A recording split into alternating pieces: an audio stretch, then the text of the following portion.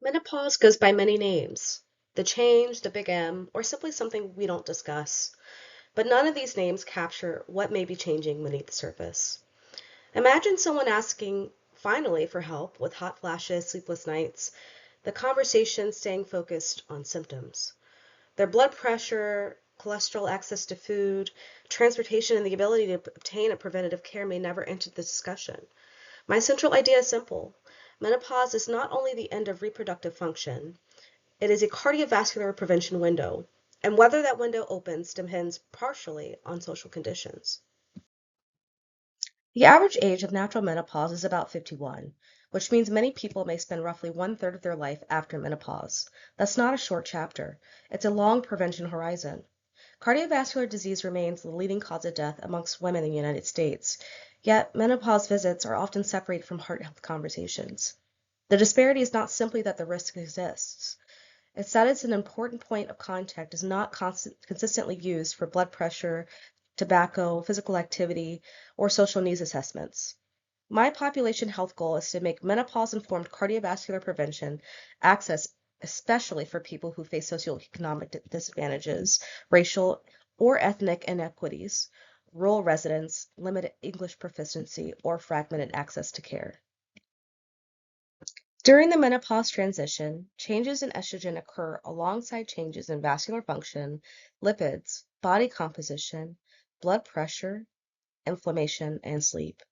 Frequent or persistent vasomotor symptoms, like hot flashes or night sweats, are often associated with poor cardiovascular health. Importantly, this evidence is largely observational. A hot flash is not a diagnosis of heart disease, and association does not prove causation, but symptoms can serve as a prompt to look more closely. The transition gives clinicians a natural opening to assess modifiable risk while there's still time to prevent disease. Biology explains vulnerability, but it does not explain who gets screened, who can return for follow-up, or whose symptoms are believed. This graph shows one way that opportunity is uneven. In a pooled analysis of 13 cohort studies, early menopause before age 45 occurred in 7.2% of white participants, 10.4% of South or Southeast Asian participants, and 11.3% of Black participants. Put simply, early menopause was about 4 percentage points more common amongst Black participants than amongst white participants in this data set. These categories do not represent biological destiny. They reflect populations living within different social, environmental, clinical, and structural contexts. The practical message is not to stereotype risk. It is to avoid a one-size-fits-all timeline and to create earlier, equitable opportunities for assessment. Social determinants of health determine whether risk is recognized and reduced. For instance, insurance and affordability affect access to screening and medication. Language and health literacy affect whether information is understandable and actionable. Transportation and geography influence follow-up. Bias and fragmented care affect whose symptoms are documented. Food insecurity, housing instability, and chronic stress shape the ability to follow even excellent advice. These forces are connected. Asking someone to exercise more without discussing neighborhood safety or caregiving demands is not individualized prevention. Giving a referral without addressing transportation is not access. Health equity means designing the pathway around real lives rather than expecting people to overcome every barrier alone. A large UK primary care cohort found that people living in the most deprived areas had a hazard ratio of 0.92 for receiving an HRT prescription compared with those in the most affluent areas. In everyday language, that just means that the rate of receiving a prescription was about 8% lower over time, and the narrow confidence interval indicates that statistical estimate was not precise.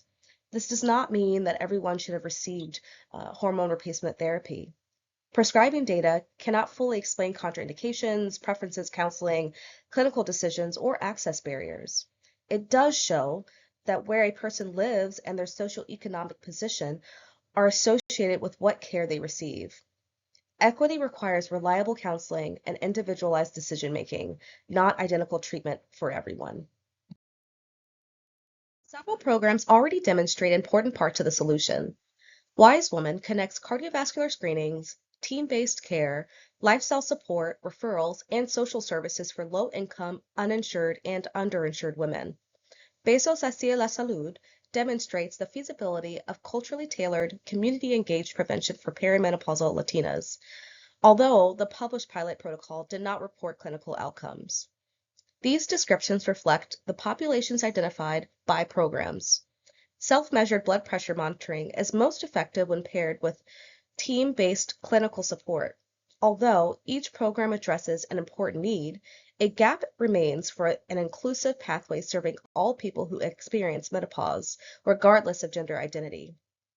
This pathway should integrate menopause-informed cardiovascular risk assessments with social needs screenings and provide sustained support to help participants navigate care.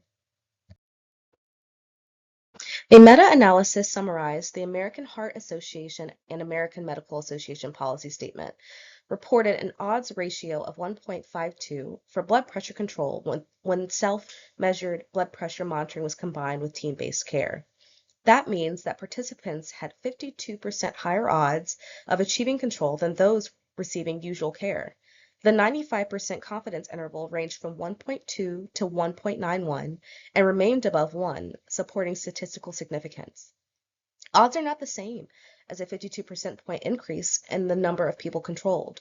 The most important practical point is that the intervention was not merely handing someone a cuff. The benefit comes from monitoring plus clinical support.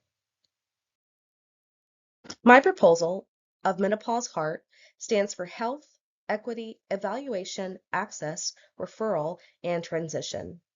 Participants would be recruited through primary care, gynecology, cardiology, federally qualified health centers, public health departments, and libraries. The program begins with cardiovascular risk assessment, menopausal history, and a brief social needs screen. Participants then receive tailored education, lifestyle counseling, home blood pressure monitoring when appropriate, referrals to clinicians, and connections to food, transportation, housing, language, or other community resources. A community health worker meets with each participant monthly, in person or virtually, for 6 months. Follow-up at 3 and 6 months create a time to solve barriers rather than merely document them. Intended participants would shape the program from the beginning through focus groups, advisory boards, and pilot testing. The program would use REAIM because effectiveness alone cannot tell us whether an intervention reduces disparities. REACH asks whether underserved populations actually participate and who remains excluded. Effectiveness examines screening completion, blood pressure control, cardiovascular knowledge, referral completion, access to care, and unmet social needs. Adoption asks whether clinics and community organizations take part. Implementation measures whether assessments, community health worker contacts, education, and referrals occur as planned. Maintenance asks whether organizations sustain the program and whether participants remain engaged in preventative care. Results should be stratified by race and ethnicity, language, geography, and social economic indicators. Otherwise, an improved overall average could conceal a widening equity gap. My role as a D&P leader is not simply to distribute better education material. It's to build the bridge between evidence and daily life. First, listen. Bring intended participants into governance before the pathway is finalized. Second, connect. Align clinicians, community health workers, public health agencies, and organizations that address social needs. Third, measure. Disaggregate outcomes so disparities cannot disappear inside of an improved average. Finally, sustain.